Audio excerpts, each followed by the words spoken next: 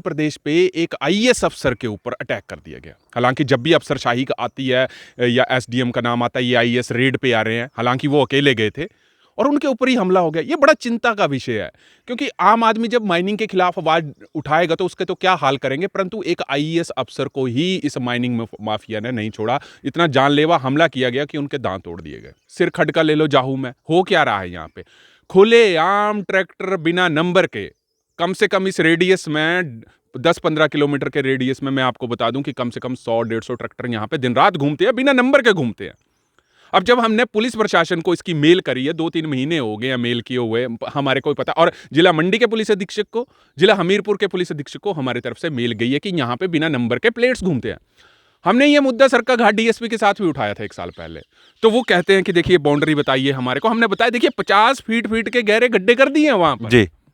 और यहां पर देखिए जब भी माइनिंग होती है, देखिए माइनिंग का रूल्स है, साइंटिफिक तरीके से होनी चाहिए। हमारे को पता है, देखिए घर में अगर रेता ईंटा बजरी चाहिए तो उसके लिए हमारे पास रेता आना चाहिए, बजरी आनी चाहिए, ठीक है। तो लोगों के ये भी प्रश्न होते हैं कि अगर माइनिंग नहीं होगी तो हमारे पास रेत ईंटा बजरी कहां से आएगा। परंतु बात यहां पर यही आती है कि उसका एक साइंटिफिक तरीका होता है कि आप कितना फुट तक जो है गहरे गड्ढे कर सकते हैं। इसका जीता जागता उदाहरण आप सिरखट की जाहू में देख लीजिए। पूरा दिन में जाहू की सिर खड के ऊपर खनन होता है, रेत माफिया बिना नंबर के चलते हैं। अब चलिए, हमने कई बार पुलिस प्रशासन के साथ भी इसमें बात की तो उन्होंने कहा कि देखिए इनके पास वो सर्टिफिकेट होता है जिसके जिसके थ्रू एम फॉर्म की बात फॉर्म इनके पास होता है। भाई साहब, अगर एम फॉर्म होता है तो ये किसने इजाजत दे दी कि एग्रीकल्चर लैंड के ट्रैक्टर बिना नंबर के खड्डों में घूमे? अगर एम फॉर्म है तो आप देख लीजिए, आज आप मेरे साथ यहाँ पे राउंड मारिए पूरे जाहू के पास, और सब देखते हैं उस चीज को। और इसकी तबाही भी हम और आप लोग ही भुगत रहे हैं। क्या भुगत रहे हैं कि खड्डों पे बाढ़ें आ जा रही हैं, नदी नाले, आपने देखा जाहू का पुल गिर गया, अब वहां पे 3 पुल गिरे हुए हैं। अब जाहू का भांबला क्षेत्र देखिए, राधा स्वामी सत्संग घर देखिए, भांबला का खतरे के जोन के ऊपर है। और इन माफिया के ऊपर ना पिछली सरकार ने कुछ किया, ना इस सरकार ने कुछ किया। वो सबको पता है कि ये देखिए प्रशासन की और ये जिन नेताओं की जो आप देखते हैं ना मिली भगत होती है इसमें। हम बोलते हैं कि ठीक है करिए आप, पर एक साइंटिफिक तरीका हो जाए। अब पुलिस प्रशासन कहता है कि माइनिंग माफिया को बोलिए, सॉरी इसको बोलिए, आपके पास जो माइनिंग अफसर है उनको बोलिए, ठीक है। अब पुलिस और माइनिंग अफसर आपस में तालमेल बिठाते ही नहीं है। पुलिस वाले होते कि माइनिंग वालों का काम है, माइनिंग वाले बोलते हैं पुलिस वालों का काम है। हिमाचल फास्ट एक्सप्रेस में देश और प्रदेशवासियों का हार्दिक स्वागत है। मैं हूं संदीप वर्मा और जिस मुद्दे को लेकर आज हम आपके सामने उपस्थित हुए हैं वह खनन माफिया से जुड़ा हुआ है। आए दिनों जैसे जिस तरीके से आपने देखा होगा कि दनदनाते हुए ट्रक, टिप्पर तथा ट्रैक्टर जो है वो नदी नालों को खोखला करते जा रहे हैं, तथा उसी कड़ी में अभी 2 दिन पहले मंडी में एक एसडीएम के ऊपर जानलेवा हमला भी हुआ। तो क्या ये नीति है तथा क्यों सरकार इस पे अपना शिकंजा नहीं कस पा रही है, इसी सभी मुद्दे पे बात करने के लिए आज हमारे साथ उपस्थित हैं हिमाचल फास्ट एक्सप्रेस के संस्थापक श्री हरीश वर्मा जी, तथा इसी मुद्दे पे हम उनसे बात करेंगे। तो सबसे पहले हरीश वर्मा जी, आपका बहुत बहुत स्वागत है। धन्यवाद जी। सबसे पहले तो मेरा सवाल रहेगा कि क्यों खनन माफिया के हौसले इतने बुलंद हो चुके हैं कि वह किसी पे भी जानलेवा हमला करने में पीछे नहीं हट रहे हैं। अभी आपने 1-2 दिन पहले सुना होगा कि मंडी में एक एसडीएम के ऊपर जो है वो जानलेवा हमला किया गया तथा उनके दांत भी उसमें तोड़ दिए गए। तो क्यों इनके इतने हौसले बुलंद है, तो सरकार क्यों इन पे अपना शिकंजा नहीं कस पा रही है? देखिए, ये समस्या जो है पूरे देश की समस्या है, हिमाचल की अकेली समस्या नहीं है। परंतु देखिए, माइनिंग माफिया की अगर हम बात करें तो आम आदमी, पुलिस प्रशासन या माइनिंग डिपार्टमेंट, इनका तो कम से कम डर नहीं होता है। कम से कम ये देखकर बड़ी हैरानी की बात लगी कि हिमाचल प्रदेश पे एक आईएएस अफसर के ऊपर अटैक कर दिया गया। हालांकि जब भी अफसरशाही का आती है या एसडीएम का नाम आता है, ये आईएएस रेड पे आ रहे हैं। हालांकि वो अकेले गए थे और उनके ऊपर ही हमला हो गया। ये बड़ा चिंता का विषय है, क्योंकि आम आदमी जब माइनिंग के खिलाफ आवाज उठाएगा तो उसके तो क्या हाल करेंगे, परंतु एक आईएएस अफसर को ही इस माइनिंग माफिया ने नहीं छोड़ा। इतना जानलेवा हमला किया गया कि उनके दांत तोड़ दिए गए। अब दूसरा प्रश्न यहां पर यही आता है कि कुछ लोगों के, हालांकि एक वरिष्ठ अधिवक्ता हैं हमारे शिमला से विनय शर्मा जी, उनकी मैं एक डिबेट देख रहा था कि उनको सिंघम बनने की क्या जरूरत थी। तो मैं उन अधिवक्ता को खुद बता देना चाहता हूं कि एसडीएम साहब जो होते हैं वो पूरे क्षेत्र के एक मजिस्ट्रेट होते हैं, वो उनको खुद चलना होता है। हालांकि उनका क्वेश्चन ये था कि और माइनिंग के लिए पुलिस अफसर को क्यों नहीं वो साथ में ले गए। अबे रात का समय था, उनको इन्फॉर्मेशन मिल गई, ठीक है। अगर एक आईएएस अधिकारी को खुद पता है कि यार मैं एक आईएएस हूं और मेरे जुडिशरी के अंदर है और तो मैं जा सकता हूं, ठीक है, वो चले गए और उनके ऊपर हमला हो गया। परंतु ये चीज़ें बड़ी दिलचस्प लगती हैं कि एक आईएएस अफ़सर के ऊपर हमला किया गया, उनके ऊपर क्या वो एफआईआर हुई, क्या हुई, वो तो पुलिस की कार्रवाई के ऊपर बात करती है। परंतु एग्ज़ाम्पल आप यहाँ पे ही ले लो, सिरखड का ले लो जाहू में, हो क्या रहा है यहाँ पे? खुलेआम ट्रैक्टर बिना नंबर के, कम से कम इस रेडियस में 10-15 किलोमीटर के रेडियस में मैं आपको बता दूं कि कम से कम 100-150 ट्रैक्टर यहाँ पे दिन रात घूमते हैं, बिना नंबर के घूमते हैं। अब जब हमने पुलिस प्रशासन को इसकी मेल करी है, 2-3 महीने हो गए हैं मेल किए हुए, हमारे को पता, और जिला मंडी के पुलिस अधीक्षक को, जिला हमीरपुर के पुलिस अधीक्षक को हमारी तरफ से मेल गई है कि यहाँ पे बिना नंबर के प्लेट्स घूमते हैं। हमने ये मुद्दा सरकाघाट डीएसपी के साथ भी उठाया था 1 साल पहले। तो वो कहते हैं कि देखिए बाउंड्री बताइए हमारे को। हमने बताया देखिए 50 फीट के गहरे गड्ढे कर दिए हैं वहां पर जी। और यहाँ पर देखिए जब भी माइनिंग होती है, देखिए माइनिंग का रूल्स है, साइंटिफिक तरीके से होनी चाहिए। हमारे को पता है, देखिए घर में अगर रेता ईंटा बजरी चाहिए तो उसके लिए हमारे पास रेता आना चाहिए, बजरी आनी चाहिए, ठीक है। तो लोगों के ये भी प्रश्न होते हैं कि अगर माइनिंग नहीं होगी तो हमारे पास रेत ईंटा बजरी कहां से आएगा। परंतु बात यहां पर यही आती है कि उसका एक साइंटिफिक तरीका होता है कि आप कितना फुट तक जो है गहरे गड्ढे कर सकते हैं। इसका जीता जागता उदाहरण आप सिरखड की जाहू में देख लीजिए। पूरा दिन में जाहू की सिरखड के ऊपर खनन होता है, रेत माफिया बिना नंबर के चलते हैं। अब चलिए, हमने कई बार पुलिस प्रशासन के साथ भी इसमें बात की तो उन्होंने कहा कि देखिए इनके पास वो सर्टिफिकेट होता है जिसके जिसके थ्रू एम फॉर्म की बात फॉर्म इनके पास होता है। भाई साहब, अगर एम फॉर्म होता है तो ये किसने इजाजत दे दी कि एग्रीकल्चर लैंड के ट्रैक्टर बिना नंबर के खड्डों में घूमे? अगर एम फॉर्म है तो आप देख लीजिए, आज आप मेरे साथ यहाँ पे राउंड मारिए पूरे जाहू के पास, और सब देखते हैं उस चीज को। और इसकी तबाही भी हम और आप लोग ही भुगत रहे हैं। क्या भुगत रहे हैं कि खड्डों पे बाढ़ें आ जा रही हैं, नदी नाले, आपने देखा जाहू का पुल गिर गया, अब वहां पे 3 पुल गिरे हुए हैं। अब जाहू का भांबला क्षेत्र देखिए, राधा स्वामी सत्संग घर देखिए, भांबला का खतरे के जोन के ऊपर है। और इन माफिया के ऊपर ना पिछली सरकार ने कुछ किया, ना इस सरकार ने कुछ किया। वो सबको पता है कि ये देखिए प्रशासन की और ये जिन नेताओं की जो आप देखते हैं ना मिली भगत होती है इसमें। हम बोलते हैं कि ठीक है करिए आप, पर एक साइंटिफिक तरीका हो जाए। अब पुलिस प्रशासन कहता है कि माइनिंग माफिया को बोलिए, सॉरी इसको बोलिए, आपके पास जो माइनिंग अफसर है उनको बोलिए, ठीक है। अब पुलिस और माइनिंग अफसर आपस में तालमेल बिठाते ही नहीं है। पुलिस वाले होते कि माइनिंग वालों का काम है, माइनिंग वाले बोलते हैं पुलिस वालों का काम है। अब यार आपके सामने सरेआम चीजें हो रही हैं, और सरेआम इस सिरखड का तो मैं ये हालात बता दूंगा, कोई जाहू की पुलिस चौकी साथ में है। और पूरे हिमाचल में ही जो पूरे- खनन माफिया आप जो है देखो उसके खनन हौसले माफिया, बुलंद है। आप बद्दी का हाल देख लो।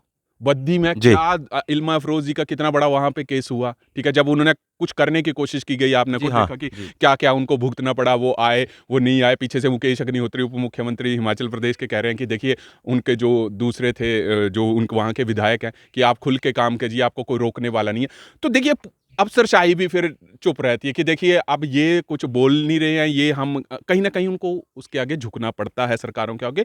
और ये माइनिंग जो है हिमाचल प्रदेश के जो छाती है ना, वो छलनी की जा रही है और इसके ऊपर लगाम लगाना जरूरी है। हमने ये चीज़ें पिछले साल भी भुगती, जब इतनी बड़ी बारिश हुई, इतनी बड़ा तबाही हिमाचल प्रदेश में हुई, कितने लोगों ने जान गंवाई, कितने लोगों के घर गए। तो ये हम और आप ही भुगत रहे हैं। और फिर बाद में नेता आके बयान देते हैं कि ये तो प्रकृति आपदा थी। अब बताइए कहाँ प्रकृति आपदा है?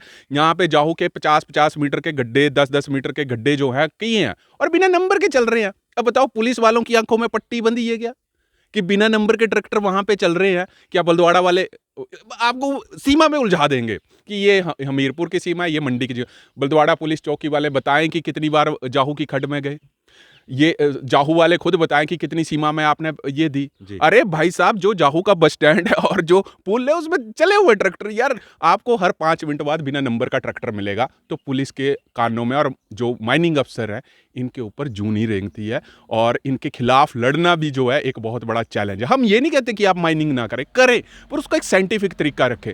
तो आप इसी हिसाब से लगा लीजिए कि जाहू में बिना नंबर की ट्रैक्टर्स घूम रहे हैं तो वो अवैध खनन ही हो रहा है। जी देखिए, अभी अगर शासन और प्रशासन की बात करें तो इसमें माइनिंग ऑफिसर की भी जिम्मेवारी होती है, पुलिस की जिम्मेवारी होती है कि लॉ एंड ऑर्डर उसमें मेंटेन करके रखे। अगर खनन गैर कानूनी तरीके से हो रहा है तो उसकी भी वो नज़र रख के उनके भी कार्रवाई करे। तो जब माइनिंग ऑफिसर काम करने में नाकाम है, पुलिस का इसके ऊपर कोई शिकंजा नहीं, तो कहीं ना कहीं पे तो इसका मतलब है कि कोई ना कोई तो सुप्रीम पावर है जिसने इसको कंट्रोल करके रखा है, तथा उसकी जड़ें इतनी अंदर तक हैं कि चाहे सरकार किसी की भी हो, खनन जो है वो उसी तरीके से होती रहेगी, होती आई है तथा होती भी रहेगी। इसी में ही जैसे इससे इससे पिछली सरकार में बद्दी में जो एक एसपी थे, उनका तबादला भी इसी खनन माफिया के चलते हो गया था, तथा अभी का जो एक ताज़ा तरीन मामला है उसमें भी उनका हुआ। तो आप क्या मानते हैं कि किसका इसमें सबसे बड़ा हाथ रहता था, कौन इसके लिए सबसे ज़्यादा जिम्मेवार है? देखिए सारी चीज़ें जो है इसमें हम दोषारोपण और जिम्मेवारी किसके ऊपर हम देखिए, जब हम सरकार चुनते हैं तो जिम्मेदारी तो सरकारों की होती है ना। आप मैंने सरकार चुनी, वहाँ पे खनन सरेआम हो रहा है, पिछली सरकारों में भी होता था, इस सरकार में भी हो रहा है, तो सरकारों को जिम्मेवार ठहराएंगे ना। उसमें मजाल है कि किसी खनन माफिया के हाथ में इतना दम हो, इतना इतनी इतनी उसके अंदर पावर हो, अगर प्रशासन चाहे ना, एक जो मतलब पत्थर है वहां से नहीं उठ सकता। परंतु ये सरकारों की मिली भगत होती है। आप इसमें चाहे पुलिस का बड़े से बड़ा अफसर भी आ जाएगा, ये कुछ नहीं कर सकते हैं। और ये इसलिए नहीं करते हैं क्योंकि जब पुलिस कुछ काम करने की कोशिश करती है तो उनको दबा दिया जाता है। आपने इल्मा फरोज जी का देख लिया, वो दबा दिया गया। आप खनन में आप रोज ये हिमाचल प्रदेश के न्यूज़ चैनल दो देखते हैं कि खनन कैसे हो रहा है। यहाँ की खबरें हम लगाते हैं तो हमारे को 2 बजे कहीं फ़ोन कर देते हैं, 12 बजे की क्या ये करते हो। हमारे को खुद डर लगता है कि हम वहाँ पे कैसे अंदर रिपोर्टिंग करें। जब मंडी में एक आईएएस ऑफिसर के ऊपर हमला हुआ, जब ये प्रशासनिक अधिकारी ही सुरक्षित नहीं है, तो हमारा जिनके तो बिल्कुल एक आम आदमी इसके बारे में तो आवाज उठाना जो है फिर वो आवाज़ गलत है। देखिए, इसमें ये एक बहुत बड़ा हमारे को ये देखिए, आम आदमी की तो बात ही ठीक है। आम आदमी तो कहाँ सुरक्षित होगा, पर एक प्रशासनिक अधिकारी के ऊपर हमला कर देना, इससे कहाँ पे कौन सी ये व्यवस्था हो रही है आपके पास? ये मैं ऐसा नहीं बोल रहा हूँ कि ये कांग्रेस की सरकार में हुआ, भाजपा की सरकार में भी देखिए अफसरों पे हमले तो नहीं हुए, परंतु ये बड़ा चिंता का विषय है कि यार अफसरों के ऊपर हमले हो गए। एक आईएएस रैंक का अधिकारी, वो मतलब ये मतलब हो मुद्दा क्या रहा उसमें है? ये उठा दिया गया कि जो भी प्रशासनिक अधिकारी हैं, एसडीएम से लेके ट्रेनी आईएएस तक, जो भी प्रशासनिक अधिकारी हैं, उनको एक पीएसओ की एक डिमांड रखी गई देखिए कि आपको हमें हमें अपने साथ उनको अपने एक पीएसओ सरकार की तरफ से दिया जाए। देखिए, ये तो एक बात अच्छी है। अगर हिमाचल प्रदेश की बात करें, देखिए एक आईएएस के साथ पीएसओ नहीं होता है, एसपी साहब के साथ एक पीएसओ होता है, एसडीएम के साथ कोई पीएसओ नहीं है। आप पंजाब चले जाइए, वहाँ पे आपके पास एसडीएम तक एक पीएसओ घूम रहा है वहाँ पे। तो ये तो ज़रूरी है कि हिमाचल प्रदेश, अब जितने विधायक होते हैं, चाहे सत्ता पक्ष या विपक्ष, उनके साथ एक पीएसओ दिए हैं सरकार ने। परंतु जो अधिकारी अपनी जान पर खेल के उस खनन माफिया के खिलाफ लड़ने गए, तो ये इनकी मांग जो है बिल्कुल जायज़ है कि कम से कम 2 तो आपने क्या देने, एक पीएसओ तो दो आप कम से कम। पर देखिए सरकारें राजनीति में कैसी चलती हैं। अब देखिए 6 जो आपके पास कांग्रेस के नेता थे जो बीजेपी में गए, उनको उस वक्त के सेंटर से पीएसओ मिले हैं। जी वो आज भी है, चुनाव भी हो गए, जी। कईयों ने जीते, कईयों ने हारे, पर उनके साथ पीएसओ है। तो सरकारें ज़्यादातर सुरक्षित सोचती है कि हम अपने नेताओं को करें, उन अधिकारियों की किसने जिम्मेवारी ली, वो नहीं ली। पर और हिमाचल प्रदेश में आपको खुद पता है कि क्या हालात है, तो ज़रूरी है कि तो उनको हालात तो PSO यहाँ तक हैं कि अगर कोई भी प्रशासनिक अधिकारी इन खनन माफिया के विरुद्ध अगर कोई मुहिम छेड़ता है तो उसको वहां से बदल के देखिए, दूसरी जगह बदल दिया सबसे जाता है। बड़ा तो यही जाता है, इनके डर इसी चीज़ का होता है कि देखिए अगर हम आवाज़ उठाएंगे तो इन नेताओं के हाथ में क्या होता है, ज़्यादा से ज़्यादा ट्रांसफ़र कर देना होता है। इन्हीं चीज़ों से ये डरते रहते हैं। जी। परंतु ये चीज़ नहीं होनी चाहिए कि आपने कुछ काम किया। देखिए एक पुलिस अधिकारी या माइनिंग अधिकारी या एसडीएम आईएएस के अफसर के हौसले तब पस्त हो जाते हैं जब उनको अपनी मर्जी से जो है काम करने नहीं है देने जाता है। परंतु ये सिस्टम ही ऐसा है, जब हम चुनाव होते हैं, हम चुनावों में ही हम लोग चुनते हैं, तो ये सिस्टम ऐसा है। अब इस सिस्टम के खिलाफ लड़ना एक आदमी के बस का तो काम नहीं है, या मैं और आप लड़ेंगे या कोई पुलिस अधिकारी लड़ेगा। परंतु जब तक लोग जागृत नहीं होंगे, मैं तो बोलता हूँ ये भांबला के हालात तो आप देखें दिन प्रतिदिन बदतर हो रहे हैं। आप यहाँ पे भांबला से आगे एक क्षेत्र पड़ता है, वहाँ पे भी काफ़ी लोग जो थे वहाँ पे त्रस्त थे इसी खनन से। तो ये एक वो तो इसके अगेंस्ट हमने सुना कि वो हाई कोर्ट तक भी गए थे, देखिए हाई कोर्ट में तक अपील वहाँ की के थी। लोगों को, मेरे को क्षेत्र का नाम नहीं आ रहा, वो तो 3-4 लोग ऐसे हैं, 5-7 लोग हैं, वो ट्रैक्टर वालों को पकड़ के पीटते हैं आराम से, ठीक है?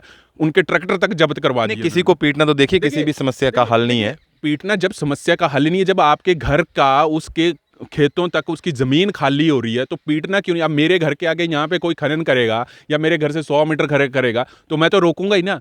तो ये लोगों का डर भी कहीं न कहीं इस माफिया के ऊपर रहता है कि हम ये करेंगे। परंतु बात सही है यार, मेरे को दिक्कत है, मैं तो लड़ूंगा, चाहे उसमें मेरी अपनी जान की परवाह नहीं हो। परंतु आप भांबला का हालात देख लीजिए कि क्या वहाँ पे हालात हो रहे हैं। खड्ड का जो वो बहाव है, वो दिन प्रतिदिन जो है वो आगे की तरफ बढ़ रहा है, और आने वाले समय में तो वो बह जाएगा, बह जाएगा।